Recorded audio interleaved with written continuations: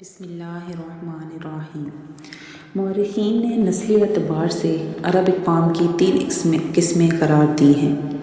پہلی عرب بائدہ یعنی وہ قدیم عرب قبائل اور قومیں جو بالکل ناپید ہو گئیں اور ان کے متعلق ضروری تفصیلات بھی دستیاب نہیں، مثلاً عاد و ثمود۔ دوسری ہیں عرب عاربہ یعنی وہ عرب قبائل جو یعرب بن یشجب بن قحطان کی نسل سے ہیں، انہیں قحطانی عرب کہا جاتا ہے۔ تیسرے ہیں عرب مستعربہ یعنی وہ عرب قبائل جو حضرت اسماعیل علیہ السلام کی نسل سے ہیں، انہیں عدنانی عرب بھی کہا جاتا ہے۔ عرب مستعربہ کے جد امجد سیدنا ابراہیم علیہ السلام اصلاً عراق کے ایک شہر اور کے باشندے تھے۔ یہ شہر دریائے فرات کے مغربی ساحل پر کوفے کے قریب واقع تھا۔ ابراہیم علیہ السلام یہاں سے ہجرت کر کے شہر حزان تشریف لے گئے اور پھر وہاں سے فلسطین جا کر اسی ملک کو اپنی پیغمبرانہ سرگرمیوں کا مرکز بنا لیا تھا اور دعوت و تبلیغ کے لیے یہیں سے اندرون و بیرون ملک مصروف رہا کرتے تھے۔ ایک بار آپ مصر تشریف لے گئے، فرعون نے آپ کی بیوی حضرت سارہ کی کیفیت سنی تو ان کے بارے میں بدنیت ہو گیا اور اپنے دربار میں برے ارادے سے بلایا، لیکن اللہ نے حضرت سارہ کی دعا کے نتیجے میں غیبی طور پر فرعون کی ایسی گرفت کی کہ وہ ہاتھ پاؤں مارنے اور پھینکنے لگا۔ اس کی نیت بد اس کے منہ پر مار دی گئی اور وہ حادثے کی نوعیت سے سمجھ گیا کہ حضرت سارہ اللہ تعالیٰ کی نہایت خاص اور مقرب بندی ہیں، اور وہ حضرت سارہ کی اس خصوصیت سے اس قدر متاثر ہوا کہ اپنی بیٹی ہاجرہ کو ان کی خدمت میں دے دیا۔ پھر حضرت سارہ نے حضرت ہاجرہ کو حضرت ابراہیم علیہ السلام کی زوجیت میں دے دیا۔ حضرت ابراہیم علیہ السلام حضرت سارہ اور حضرت ہاجرہ کو لے کر فلسطین واپس تشریف لائے۔ پھر اللہ تعالیٰ نے حضرت ابراہیم علیہ السلام کو ہاجرہ علیہ السلام کے بطن سے ایک فرزند اسماعیل عطا فرمایا، لیکن اس پر حضرت سارہ کو جو بے اولاد تھیں بڑی غیرت آئی اور انہوں نے حضرت ابراہیم علیہ السلام کو مجبور کیا کہ حضرت ہاجرہ کو ان کے نوزائیدہ بچے سمیت جلا وطن کر دیں۔ حالات نے ایسا رخ اختیار کیا کہ انہیں حضرت سارہ کی بات ماننی پڑی اور وہ حضرت ہاجرہ اور حضرت اسماعیل علیہ السلام کو ہمراہ لے کر حجاز تشریف لے گئے اور وہاں ایک بے آب و گیاہ وادی میں بیت اللہ شریف کے قریب ٹھہرا دیا۔ اس وقت بیت اللہ شریف نہ تھا، صرف ٹیلے کی طرح ابری ہوئی زمین تھی۔ سیلاب آتا تھا تو دائیں بائیں سے کترا کر نکل جاتا تھا۔ وہیں مسجد حرام کے بالائی حصے میں زمزم کے پاس ایک بہت بڑا درخت تھا۔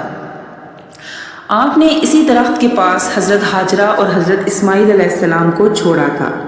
اس وقت مکہ میں نہ پانی تھا، نہ آدم اور نہ ہی آدم زاد، اس لیے ابراہیم علیہ السلام ایک توشہ دان میں کھجور اور ایک مشکیزے میں پانی چھوڑ گئے۔ اس کے بعد فلسطین واپس چلے گئے، لیکن چند ہی دن میں کھجور اور پانی ختم ہو گیا اور سخت مشکل پیش آئی، مگر اس مشکل وقت پر اللہ کے فضل سے زمزم کا چشمہ پھوٹ پڑا اور ایک عرصے تک کے لیے سامان رزق اور متاع حیات بن گیا۔ کچھ عرصے بعد یمن سے ایک قبیلہ آیا جسے تاریخ میں جرہم ثانی کہا جاتا ہے۔ یہ قبیلہ اسماعیل علیہ السلام کی ماں سے اجازت لے کر مکہ میں ٹھہر گیا۔ کہا جاتا ہے کہ یہ قبیلہ پہلے مکہ کے گرد و پیش کی وادیوں میں سکونت پذیر تھا۔ یہ لوگ رہائش کی غرض سے مکہ میں حضرت اسماعیل علیہ السلام کی آمد کے بعد اور ان کے جوان ہونے سے پہلے آئے۔ حضرت ابراہیم علیہ السلام اپنے متروکات کی نگہداشت کے لیے وقتاً فوقتاً مکہ تشریف لایا کرتے تھے۔ قرآن مجید میں بیان کیا گیا ہے کہ اللہ تعالیٰ نے ابراہیم علیہ السلام کو خواب میں دکھلایا کہ وہ اپنے صاحبزادے کو ذبح کر رہے ہیں۔ یہ خواب ایک طرح کا حکم الہی تھا اور باپ بیٹے دونوں اس حکم الہی کی تعمیل کے لیے تیار ہو گئے، اور جب دونوں نے سر تسلیمی خم کر دیا اور باپ نے بیٹے کو پیشانی کے بل لٹا دیا تو اللہ نے پکارا، اے ابراہیم، تم نے خواب کو سچ کر دکھایا، ہم نیکوکاروں کو اسی طرح بدلہ دیتے ہیں۔ یقیناً یہ ایک کھلی ہوئی آزمائش تھی اور اللہ نے انہیں فدیے میں ایک عظیم ذبیحہ عطا فرمایا۔ حضرت اسماعیل علیہ السلام حضرت اسحاق علیہ السلام سے 13 سال بڑے تھے۔ حضرت اسماعیل علیہ السلام کے جوان ہونے سے پہلے کم از کم ایک بار حضرت ابراہیم علیہ السلام نے مکہ کا سفر کیا۔ حضرت اسماعیل علیہ السلام جب جوان ہو گئے، جرہم سے عربی سیکھ لی اور ان کی نگاہوں میں جچنے لگے تو ان لوگوں نے اپنے خاندان کی ایک خاتون سے آپ کی شادی کر دی۔ اسی دوران حضرت ہاجرہ کا انتقال ہو گیا۔